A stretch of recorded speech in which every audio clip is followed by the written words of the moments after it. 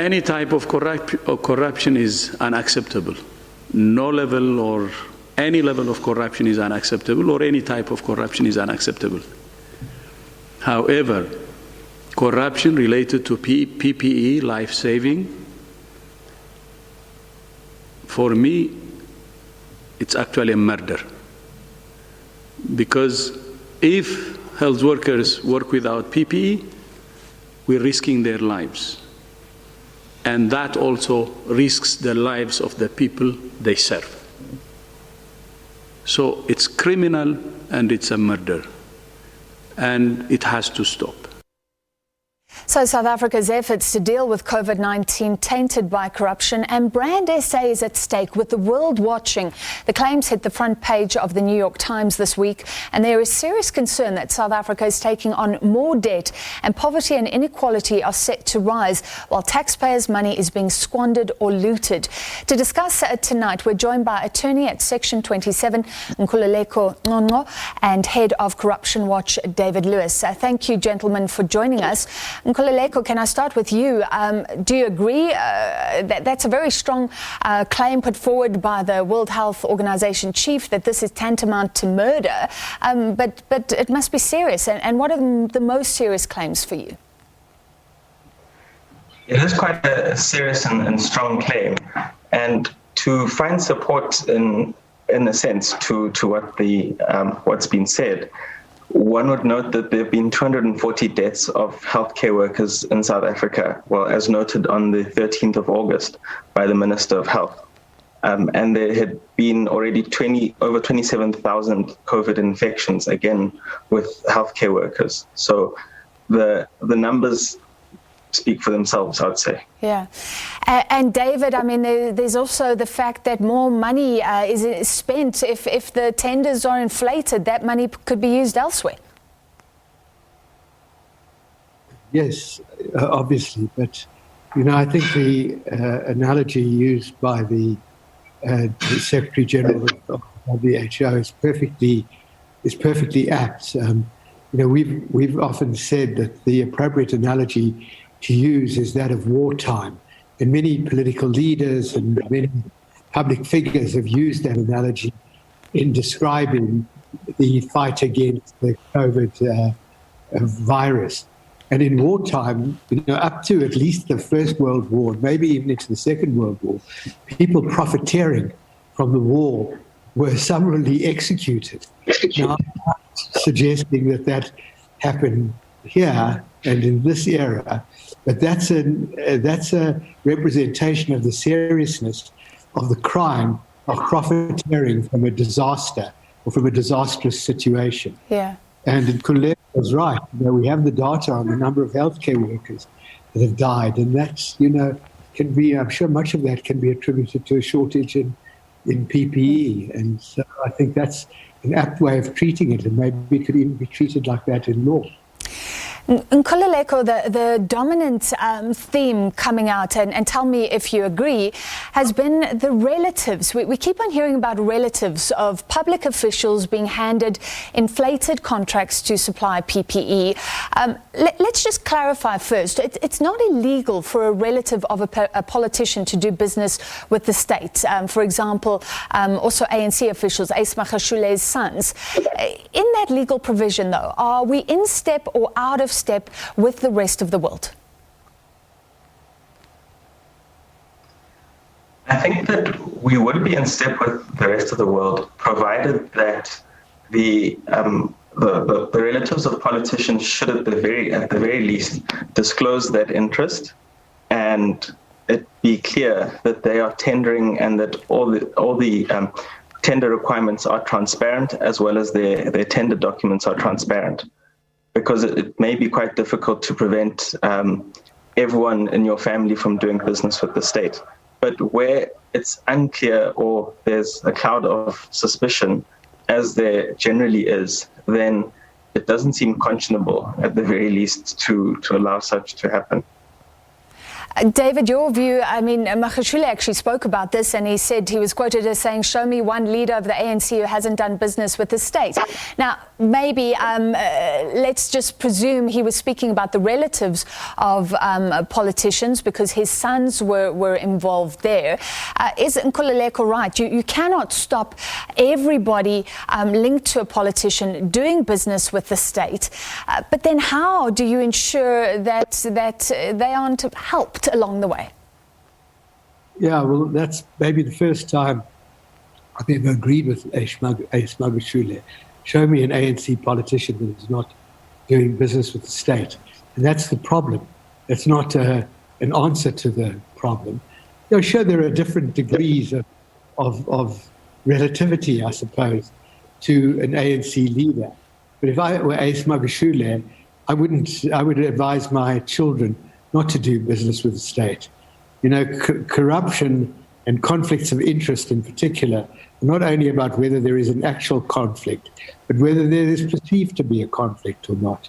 And when you look at the ubiquitousness with which there are these kind of relationships, you've got to conclude that these are people who get into business in order to do business with the state, in order to take advantage of their relationship to leading politicians, or politicians capable of influencing the outcome of tenders. So, I think I would, if I were in a position to influence the outcome of tender, I would tell my children and my wife and my brother and my sister, maybe not my 10th cousin, from doing business with the state. Yeah. But David, I mean, is that fair? If you're the child, imagine you're actually an expert in PPE delivery, COVID-19 comes. Why should you not be allowed to tender if it's clean and fair? Well, maybe there's a question there. Look at the number of these businesses that were set up, a couple of months ago to do business with the state. That's also a very, very common phenomenon.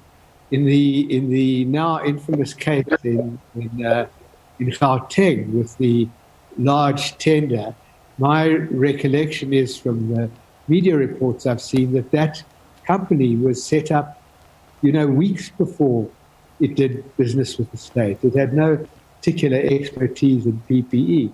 All it had was a wife who had and a business partner who had, close connections to decision making in the state. So I don't really buy that. I think the onus is on the owner of the company or the beneficiary of the company doing business with the state to establish that it's competed fairly competitively as the Constitution requires, and that onus should always be. It's always somehow discovered. It's very, very rarely declared that run business with the state. Okay, last question on the relatives, Nkululeko, because we keep on hearing about this. You said the important thing is that it's been declared. So, I mean, we have the SIU, we have SARS, we have a whole lot of organizations looking into these COVID-19 contracts. Do you think people will be exposed if they did not declare? This will be pretty easy to find and nail down. So maybe I should go back to some of the National Treasury's objectives or constitutional objectives with respect to procurement, which is that procurement should be fair, equitable, transparent, competitive, and cost-effective. So I think if we're able to show that at the very least in all of the state's procurement, we'd be on a better footing. What then the SIU as well as other bodies can do is to conduct lifestyle audits, and this has been called for in the past on all politicians and leading government officials. The Premier for Gauteng has said or volunteered that lifestyle audits can be done on himself and the MECs in the provincial legislature, and I think that'll go a long way. In addition to that, the view is that investigations are obviously come at the end once there has been corruption. and there need to be mechanisms put in place to prevent the corruption and corrupt activities in the first instance. I hope that answers your question. It does. And Nkululeko, I want you to respond to what David was saying, the concern about these companies that spring up a week before, put in a tender and get the job. But just look at the South African situation. We have these supplier development contracts. We try and uplift black-owned businesses. I mean, imagine there were 3 white-owned PPE experts in South Africa, and they got all the contracts. We'd be sitting here having a different conversation.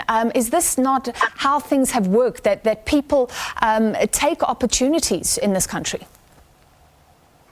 It unfortunately is, in a sense, how things have worked, and we saw this definitely with Life Estimeni, with a number of organizations or NGOs that sprung up to provide services ostensibly to the Department of Health. And we also know how that went, and how the SIUs spent a number of years investigating fraud and corruption in relation to the deaths of so many people.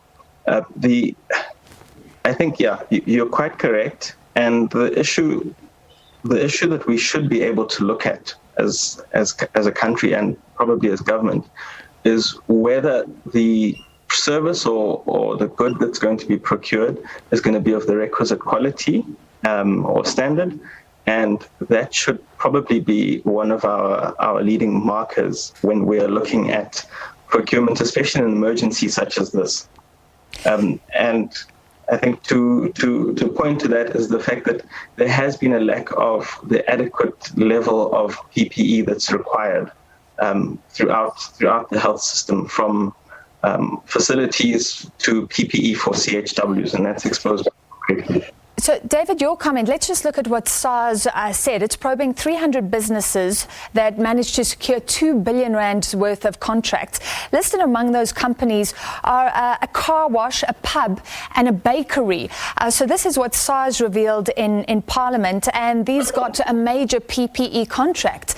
How do you stop that? And again, my question to you, David, what if there was one company, a monopoly, a white-owned company delivering PPE? We do have a culture that says you allow other people in. So how do you balance things?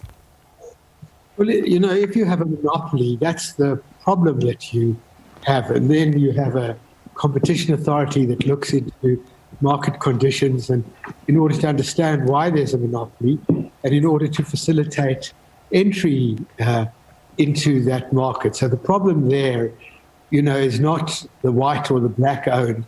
It's the monopoly. But we have, elaborate programs in South Africa. I mean, arguably one of our most important social programs, the broad-based black economic empowerment, that is designed to counter the problem that you want. And so if you have 3 white-owned companies, you make it known, as our law makes known perfectly clearly, that the company that has that scores best on the broad-based black economic empowerment criteria, and that may be ownership, it may be employment, it may be management, will be preferred in the contract, and that's perfectly legitimate. As long as it's transparent, it's perfectly legitimate, and that's what's being done to counter this. It's a program that's often been corrupted itself, but it's also a program that has achieved a lot. And, just because there have been cases of corruption, I would not throw that program out. I would, in fact, strengthen it and strengthen the enforcement of it. So there's really no excuse for favoring a company who's got the contract, entirely on the basis of its political connections, and where there are big question marks about their ability to deliver the contract. All right, so what we do now is follow the investigations. The SIU and SARS says that pub and bakery and car wash getting PPE contracts, those are being investigated. Thank you both tonight for your time. Attorney at Section 27 Nkululeko Conco and Head of Corruption Watch David Lewis. Now,